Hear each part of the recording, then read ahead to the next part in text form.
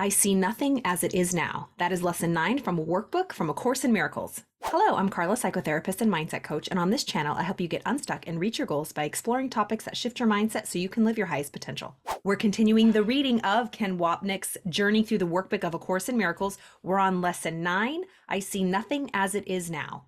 And if you're new here, I am going through each one of the lessons from a workbook of A Course in Miracles 365, and I'm going to be reading from Ken Wapnick's notes. He goes into deep notes, helps us better understand these lessons, because if it's your first time through a workbook of a course, you know that it can be just a little bit confusing.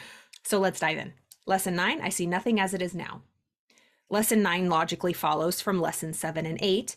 If my thoughts are meaningless because they are preoccupied with a past that does not exist, and the past does not exist because it is rooted in sin and separation, which never happened, then it must logically follow that I see nothing as it is now. This is a mild understatement. He references the lesson itself, which says it's unlikely that it will mean anything to us as yet. I see nothing as it is now. He says this is a mild understatement. The idea will not mean anything to us because we are terrified of what it really means. In the holy instant, which is the meaning of now, there is nothing to see. Chapter 18 in the text says, at no single instant does the body exist at all, which means that in the holy instant, there is no body.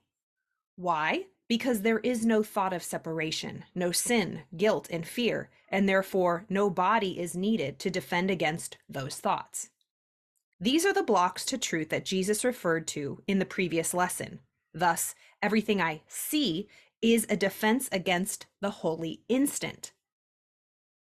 If we continue to hold on to these illusions and believe that they're real, we are denying true reality, which is oneness, no separation. And as long as we see separate bodies, objects, separate from us, we are continuing to believe in a world of duality and separateness. And then we feel guilty about it, and then the ego thought tries to defend it and project it out and all that jazz. However, understanding is not necessary at this point.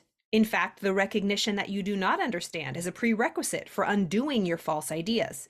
These exercises are concerned with practice, not with understanding.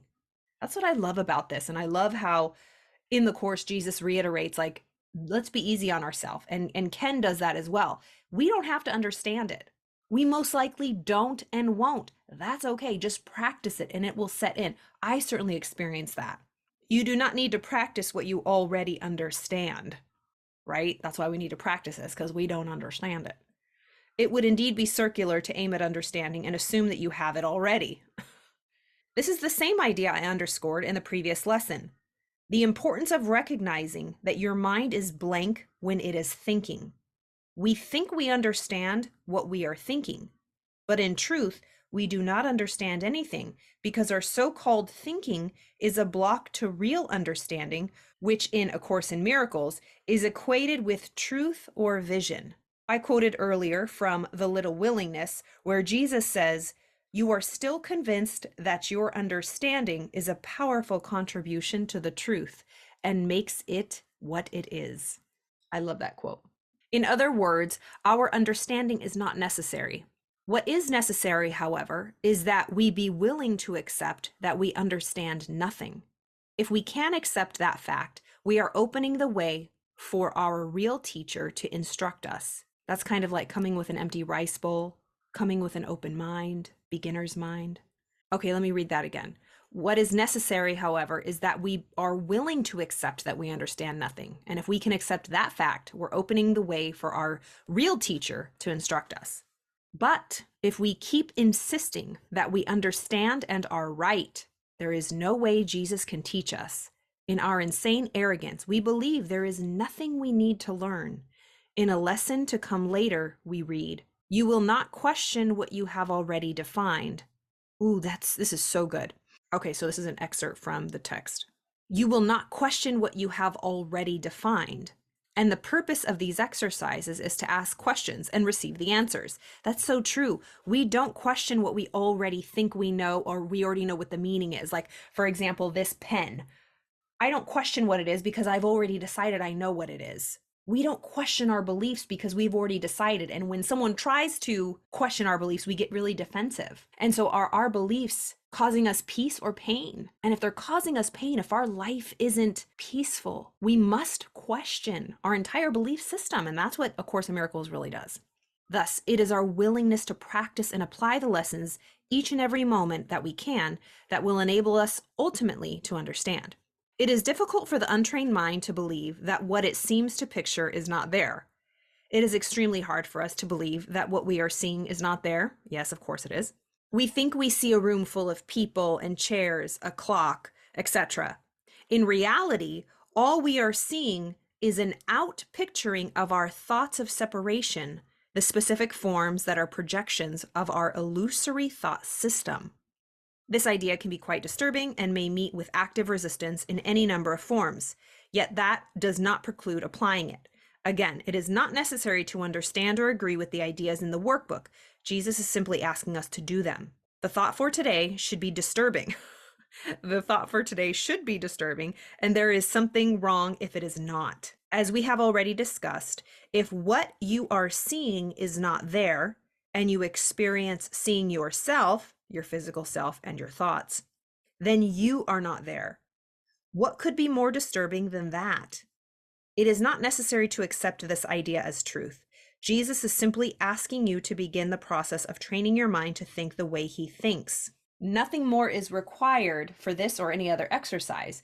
Each small step will clear a little of the darkness away, and understanding will finally come to lighten every corner of the mind that has been cleared of the debris that darkens it. This is an extremely important theme, and one we shall restate again and again. Undoing the interferences to remembering love. When you get the mind's darkening debris out of the way, i.e. the meaningless thoughts rooted in the ego's thought system, what is left is the vision of Christ, and that is understanding. This has nothing to do with what happens in the world, but with realizing that there is nothing here in the world to understand. I am reminded of a statement Michelangelo made about his sculpture. He explained that he first saw the image in the stone, and then took away what did not belong. The image of Christ, which is the light of our true identity, is already in our minds through the Holy Spirit. Our responsibility is simply to bring to his truth the darkening debris of our illusions, which leads to an experience of the love of God and the oneness of the sonship. Ooh, let's read that again. Okay, so he was saying that it reminds him of a statement that Michelangelo made about his sculpture. He explains that he first saw the image in the stone and then took away what did not belong. So just like us, picture we are that block of stone. The image of Christ, which is the light in our true identity, is already in our minds through the Holy Spirit. Our responsibility is simply to bring to his truth in us the darkening debris, so all of the stuff that's surrounding it and blocking it, of our illusions, which leads to an experience of the love of God and the oneness of the sonship. So just chipping away all of the debris, all of the ego thoughts, all of the separated thoughts, and then we'll be just left with the oneness, the light of Christ within us. The rest of the lesson provides instructions for the exercises. Note again that Jesus emphasizes indiscriminate application, excluding nothing.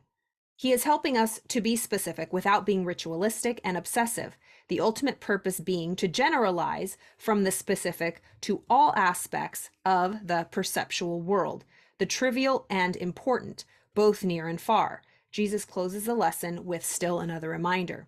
It is emphasized again that while complete inclusion should not be attempted, specific exclusion must be avoided. Be sure you are honest with yourself in making this distinction. You may be tempted to obscure it. As you progress through the workbook, you will see the significance of these instructions not to exclude, as well as to be honest in seeing the resistance to undoing the ego. So true. All right, that was lesson 9 from the workbook of A Course in Miracles.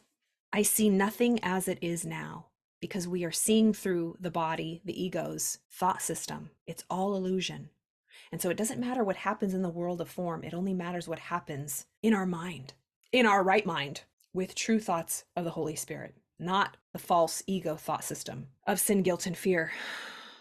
I hope you enjoyed that. We will continue lesson 10 on the next video. Let me know how you are enjoying this. I'm right here with you. Thank you for your support, and I will see you next time.